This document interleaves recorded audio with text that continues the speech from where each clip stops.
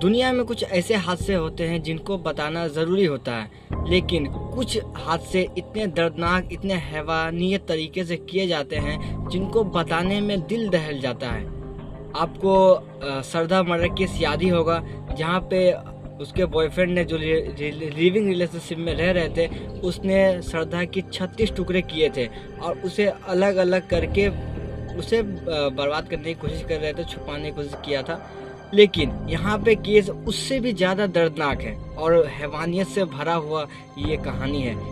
8 तारीख को मुंबई के मीरा रोड में एक फ्लैट में ऐसा हादसा हुआ है जिसे सुनकर आप भी कहेंगे कि क्या एक इंसान इतने हैवानियत तरीके से किसी अपने की जान ले सकता है। तो मैं आपको बता दूं कि 8 तारीख को मुंबई के मीरा रोड में एक फ्लैट में एक हस्बैंड वाइफ नहीं कह सकते, वो 2 लोग अपने एक साथ लिविंग रिलेशनशिप में रह रहे थे। एक का नाम में जो आदमी था उसका नाम पंकज सैनी है और लड़की का नाम जो एक 36 साल की औरत है उसका नाम सरस्वती है।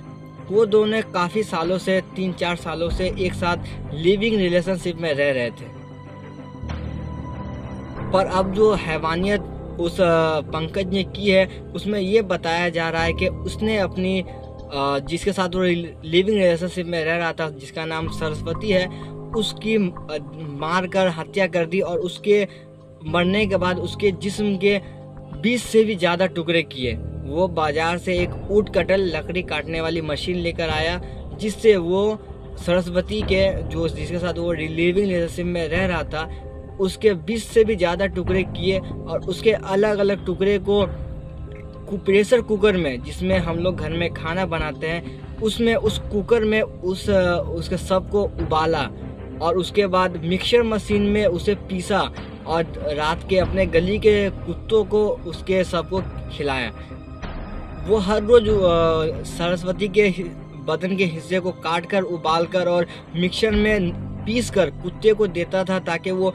कुत्ते आसानी से खा सके उसके सब को। लेकिन इसकी यही गलती इसे पुलिस के हवाले कर गई। लोगों ने कई दफ़ा उसको ये हरकत करते हुए देखा और उसके जो पड़ोसी थे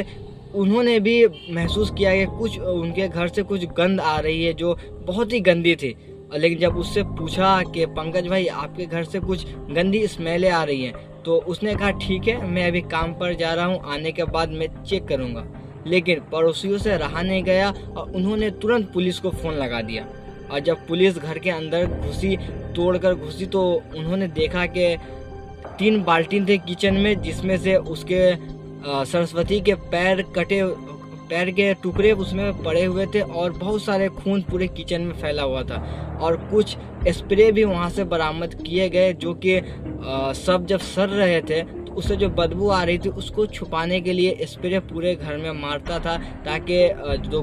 दुर्गंध है वो बाहर ना जाए और लोगों को इस कत्ल के बारे में मालूम ना हो।